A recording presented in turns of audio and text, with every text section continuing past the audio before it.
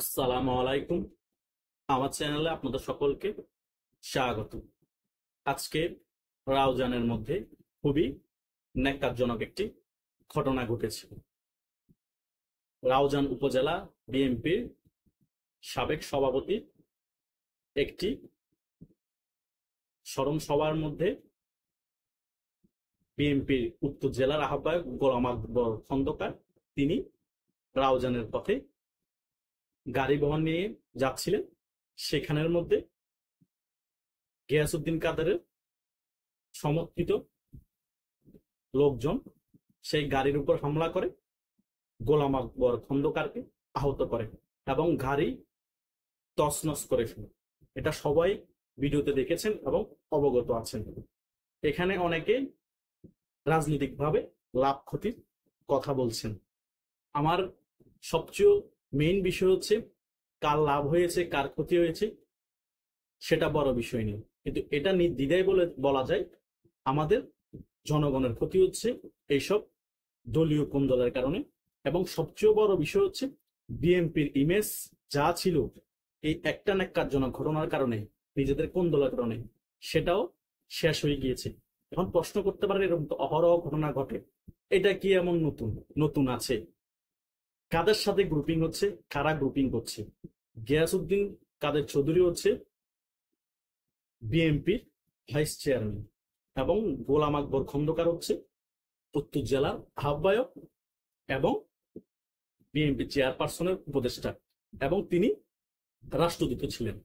তাদের মতে এরকম সিনিয়র নেতৃবৃন্দর মধ্যে যদি এরকম বিশ্রীভাবে কোন দল থাকে, গ্রুপিং থাকে এবং তিনি নিজেও আহত হয়ে যান, এখনো দল ক্ষমতায় আসে নাই, সামনে নির্বাচন হবে, এই পর্যায়ে জনগণ ওদের কাছ থেকে কি শিখবে? যেখানে সিনিয়র পর্যায়ের নেতারা তৃণমূল পর্যায়ের কর্মীদেরকে নিয়ন্ত্রণ করবে, ভয় দেখিয়ে তাদেরকে বুঝাবে যে তোমরা চাঁদাবাজি করো না, এখন গ্রুপিং করো না, এখন এটার সময় না, সামনে আসছে ইলেকশন, আমাদের ইমেজ রক্ষা করতে হবে। এখন এত বড় দুইজন মাপের লোক কেন্দ্রীয় লেভেলে একদম খালেদা জিয়ার সাথে রাজনীতি করে আসছে, তারেক জিয়ার সাথে খুবই সখ্যতা তাদের। তারাই যখন এই কাজগুলো করবে তখন বিএনপির আর ইজ্জত কোথায় থাকে, বিএনপির আর সম্মান কোথায় থাকে? এই বিএনপি এখন যদি নির্বাচন আসার সামনে জনগণের কাছে গিয়ে বলে আমরা এটা করব সেটা করব, আমাদেরকে ভোট দেন, জনগণকে আদৌ ভোট দিবে? তাদের তো ইমেজই তারা ধ্বংস করে ফেলেছে। তাদের ইমেজ ধ্বংস করার জন্য মিডিয়া ব্যবহার করা লাগে না, আওয়ামী লীগ কিছু করা লাগে না, এনসিপি জামাত কিছু করা লাগে না। তারা নিজেরাই সিনিয়র লেভেলের নেতারা এবং তৃণমূলের নেতারা তারা নিজেরাই নিজেদের ইমেজ ধ্বংস করে দিয়েছে, দলের ইমেজ ধ্বংস করে দিয়েছে। আগামী নির্বাচনে তাদের কি বেহাল দশা হয় সেটা নিয়ে বিএনপি চিন্তিত থেকেও সাধারণ জনগণ চিন্তিত যে এত বড় একটা দল 16 বছর ক্ষমতায় ছিল না, আওয়ামী লীগ এখন রাজনীতিতে সক্রিয় নাই, আমরা তাদেরকে ফেসিস্ট বলে তাড়িয়ে দিলাম রাজপথে নেমে, এখন কাদেরকে আমরা ক্ষমতায় আনবো? এদেরকে? আওয়ামী লীগ তো 16 বছর অনেক গ্রুপিং কুন্দল হয়েছে, কিন্তু এই পর্যায়ে তো হয়নি। আর দেশের মানুষ 16 বছর যে শান্তিতে ছিল সেটা তো এই 11 মাসের সকল শান্তি ধ্বংস হয়ে গিয়েছে। এখন জনগণ পাগল হয়ে গিয়েছে, আগে ভালো ছিলাম বলছে এবং শেখ হাসিনাকে চাচ্ছে মন থেকে সকল দেশে ফিরে এসে আবার প্রধানমন্ত্রী দায়িত্ব গ্রহণ করুন। কারণ কোনো অপশন নেই, শেখ হাসিনা দেশে ফিরা ছাড়া দেশ নিয়ন্ত্রণ হবে না, কন্ট্রোল হবে না এবং দেশকে সঠিকভাবে পরিচালনা করা যাবে না।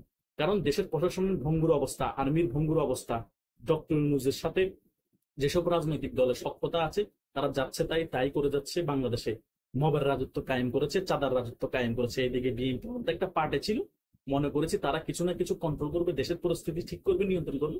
তারাও এখন সেই পথে হাঁটছে। তাহলে অপশন তো কিছুই নেই, অপশন হয় ঘুরে ফিরে ওইটাই আওয়ামী লীগ ফিরে আসা। আওয়ামী লীগ ফিরে আসা ছাড়া, আওয়ামী লীগের রাজপথে আসা ছাড়া, রাজনীতি ফিরে আসা ছাড়া রাজনীতিতে ব্যালেন্স হবে না। আর যদি রাজনীতিতে ব্যালেন্স করতে হয় এবং বাংলাদেশকে আবার আগের রূপে ফিরিয়ে আনতে হয়, হয়তো আওয়ামী লীগকে রাজনীতিতে ফিরিয়ে এনে রাজনৈতিক ব্যালেন্স ফিরিয়ে আনতে হবে। আর তা না হলে জনগণ সকলের রাজপথে নেমে শেখ হাসিনাকে আবার প্রধানমন্ত্রী পদে পুনর্বহাল করতে হবে। কারণ সংবিধান অনুযায়ী শেখ হাসিনা এখনো প্রধানমন্ত্রী, সেটা আমরা সকলেই জানি, সকলেই মানি, মুখে না বললেও এটাই হচ্ছে বাস্তবতা।